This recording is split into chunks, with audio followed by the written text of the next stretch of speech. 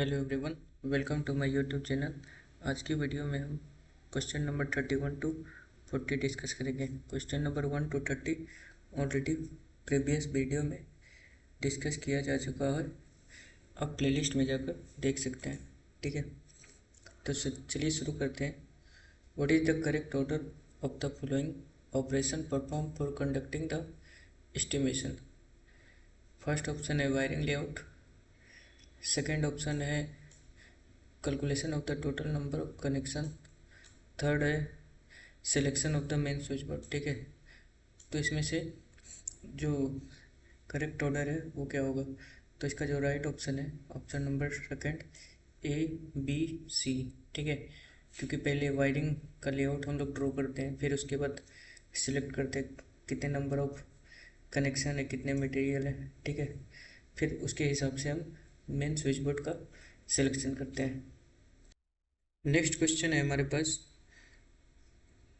Which crop is primarily use to produce biomass alcohol fuel for ethanol in India? ठीक है, तो first option है rice, second is sugar cane, third is wheat, fourth is corn. ठीक है, तो इसका जो राइट ऑप्शन है ऑप्शन नंबर 2 शुगर कैन। ठीक है, शुगर कैन जो है उसका ये इथेनॉल प्रोडक्शन में बहुत ज़्यादा यूज किया जाता है। ठीक है, ये जो प्रोसेस होता है ये मोला एसिस प्रोसेस पे बेस्ड होता है। ठीक है, राइस यूज नहीं होता है। ठीक है, व्हीट भी यूज नहीं होता है, और कॉर्न अदर कंट्री में यूज होता है बट अपने देश में यूज नहीं होता है। ठीक है, और राइस और व्हीट से भी इथेनॉल फ्यूल प्रोड्यूस किया जा सकता है, बट सिक्योरिटी रीजन से ये हमारे कंट्री में नहीं किया जाता है। ठीक है, क्वेश्चन नंबर 33 है, which of the following is a true regarding the significance of the barrier in the rotor of a synchronous reluctance motor? First option है it prevent the rotor from rotating at synchronous speed, second is it help to reduce eddy current losses in the rotor, third is increases the magnetic flux density in the rotor, it improve the characteristics of the motor। ठीक है, तो इसका जो right option है it help to reduce eddy current losses in the rotor, it improve the torque characteristics of the motor. ठीक है, तो ये दोनों सही है, तो उसके हिसाब से ऑप्शन नंबर 4 करेक्ट है। ठीक है, नेक्स्ट क्वेश्चन देखते हैं। क्वेश्चन नंबर 34 कह रहा है, in ring distribution scheme dash of A dash transformer form A loop.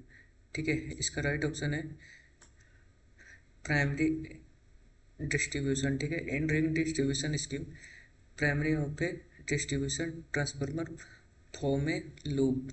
Okay, ठीक है, रिंग मैन फीडर का एडवांटेज क्या क्या होता है? इसमें वोल्टेज फ्लक्चुएशन लेस होता है। ठीक है, और ये काफ़ी ज़्यादा रिलायबल भी होती है। क्वेश्चन नंबर 35 है, the plant capacity factor is related to dash, plant impedance, plant resistance, plant operating frequency, plant reactance. तो इसका right option option number 3 plant operating frequency. Question number 36 है, which of the flowing statement are correct? Lenz law is based on conservation of charge, second is Lenz law give the direction of induce EMF, Lenz law is based on the conservation of energy. ठीक है, तो इसका जो right option है option number B और सी, ये दोनों correct है। ठीक है, उसके हिसाब से ये ऑप्शन नंबर 4 करेक्ट है। ठीक है, क्वेश्चन नंबर 37 देखते हैं, a light source with a candle worth of power produce 1 lumen per watt, second है 1 लुमेन पर मीटर, थर्ड है 1 लुमेन पर रेडियन, फोर्थ है 1 लुमेन पर स्टेरेडियन।